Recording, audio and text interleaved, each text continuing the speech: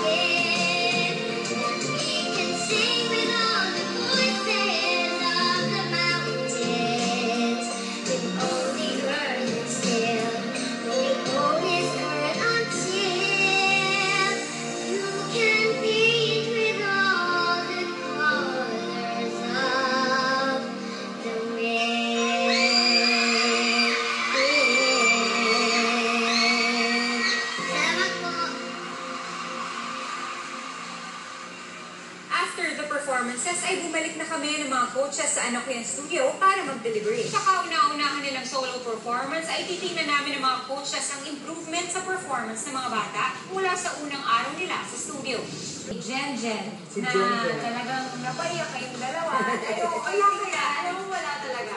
Ayoko tingnan kasi naiiyak din ako. Kasi yung bata, mayroon siyang quality na ewan ba, na parang the moment she opens her mouth, parang yung puso niya, parang nangungusap sa akin. Naalala ko yung term mo dito, it's parang pure, it's so pure. Very pure yung kanyang, yung heart niya.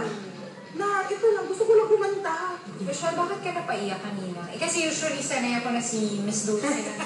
Ako lang. Hindi, ikaw, parang nag-cry ka na rin.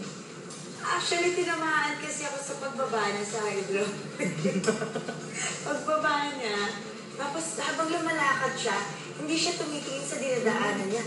Diretso siya sa tao. Ito ba yung batang yun? Gumagano na yung utak ko sa... Ano to? Tapos, diretso pa, umakit nga siya ng hagdan. Mahakbang siya, kumakanta pa rin siya hanggang sa... Pagka-ari niya entablado talaga. Ang galing, sobrang ang liit na tao pero kung mag-perform, sinasakop niya ang buong studio.